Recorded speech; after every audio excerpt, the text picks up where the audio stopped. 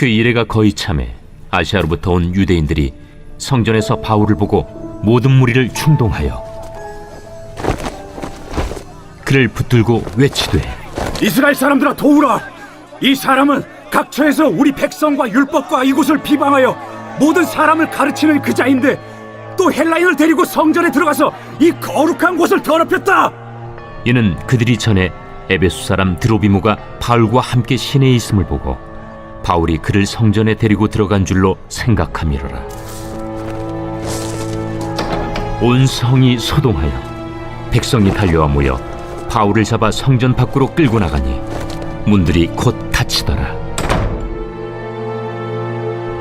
그들이 그를 죽이려 할 때에 온 예루살렘이 요란하다는 소문이 군대의 천부장에게 들리매 그가 급히 군인들과 백부장들을 거느리고 달려 내려가니 그들이 천부장과 군인들을 보고 바울 치기를 그치는지라. 이에 천부장이 가까이 가서 바울을 잡아 두 쇠사슬로 결박하라 명하고 그가 누구이며 그가 무슨 일을 하였느냐 물으니 무리 가운데서 어떤 이는 이런 말로 어떤 이는 저런 말로 소리치거늘 천부장이 소동으로 말미암아 진상을 알 수 없어 그를 영내로 데려가라 명하니라. 바울이 층대에 이를 때에 무리의 폭행으로 말미암아 군사들에게 들려가니 이는 백성의 무리가 그를 없이하고자 외치며 따라가미러라. 바울을 데리고 영내로 들어가려 할 그때에 바울이 천부장에게 이르되 내가 당신에게 말할 수 있느냐? 내가 헬라 말을 아느냐? 그러면 내가 이전에 소요를 일으켜 자객 4,000명을 거느리고 광야로 가던 애굽인이 아니냐? 나는 유대인이다. 소비 아닌 길리기아 다소시의 시민이니 청컨대 백성에게 말하기를 허락하라. 천부장이 허락하거늘 바울이 층대 위에 서서 백성에게 손짓하여 매우 조용히 한 후에 히브리 말로 말하니라.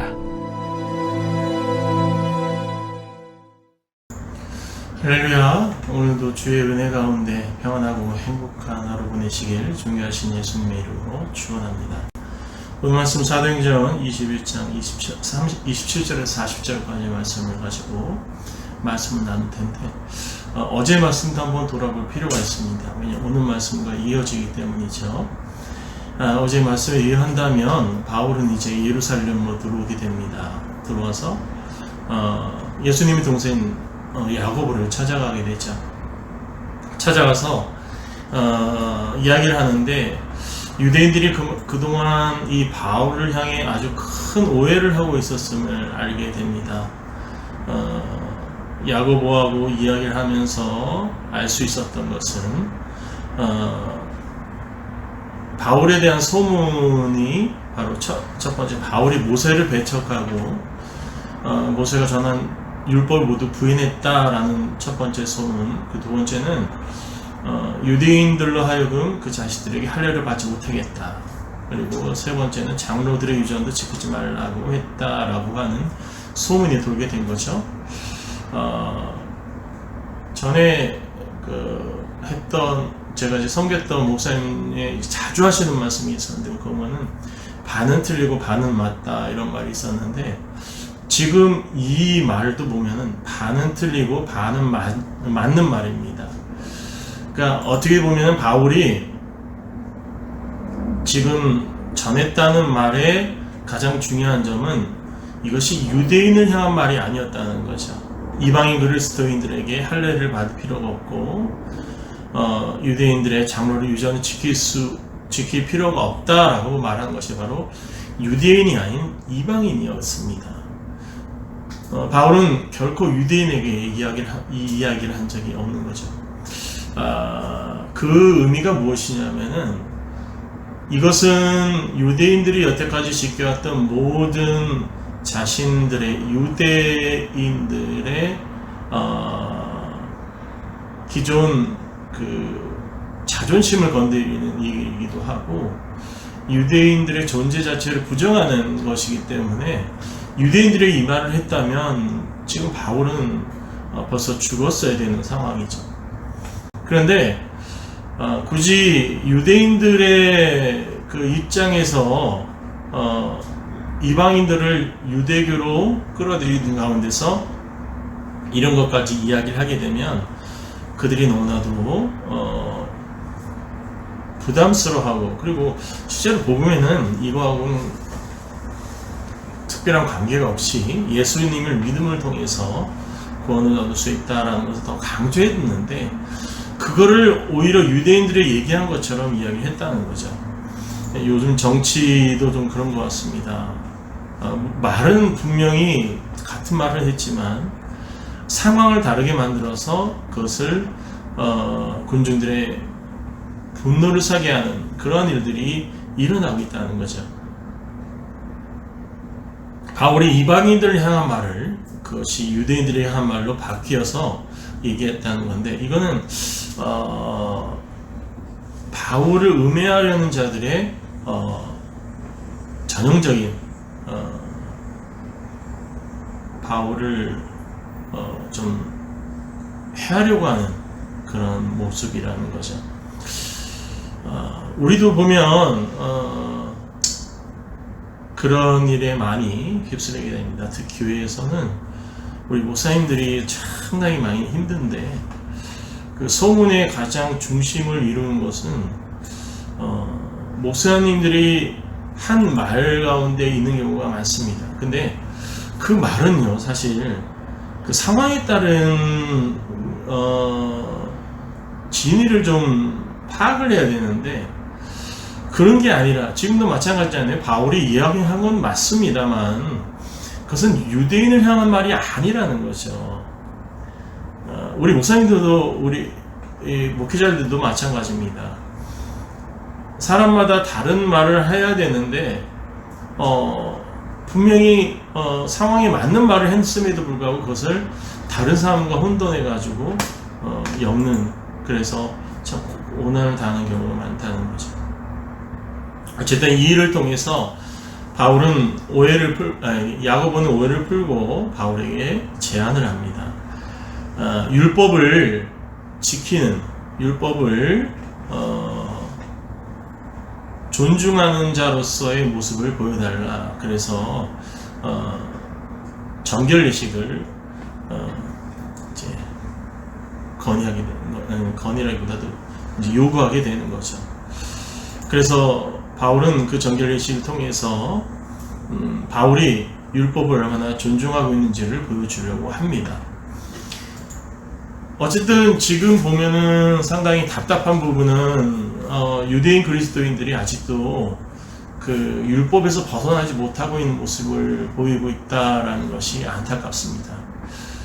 물론 그들이 살아왔던 그 환경이었기 때문에 쉽게 나올 수는 없겠지만, 어떻게 보면은 그 유대적 사회 가운데 살아가야 되기 때문에 사람들의 관계 가운데서 되어지는 그 기본적인 그 틀에서 벗어나지 못하는 모습이라는 거죠.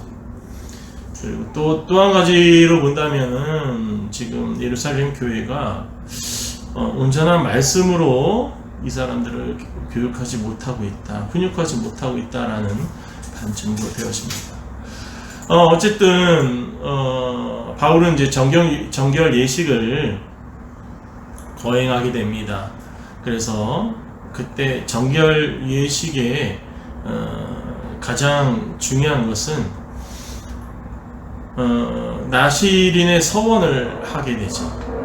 예, 그래서 그 서원을 한 기간이 끝날 때 머리를 깎는 의식을 성전에서 공개적으로 행하는 그런 모습입니다.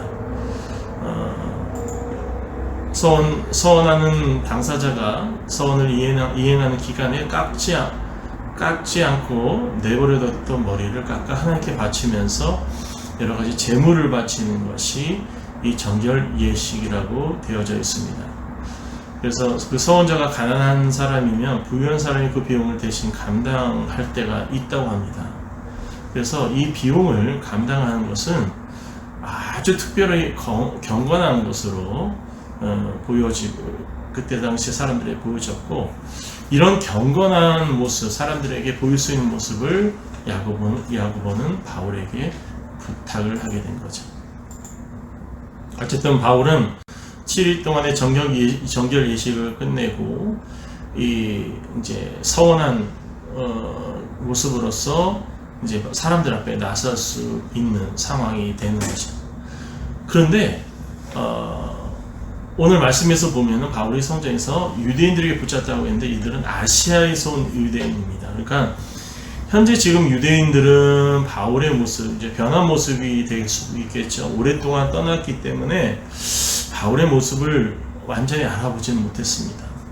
그런데 소아시아, 에베소라든지 그런 데서 아시아에서 온 유대인들이 성전에서 바울을 보고 이제 충돌질하게 되죠.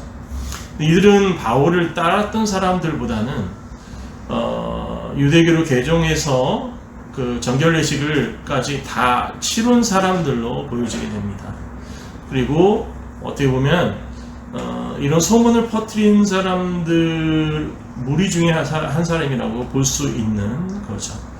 그래서 이들이 이제 거짓을 얘기하게 됩니다. 헬라인을 성전 안으로 데리고 들어와서 했다.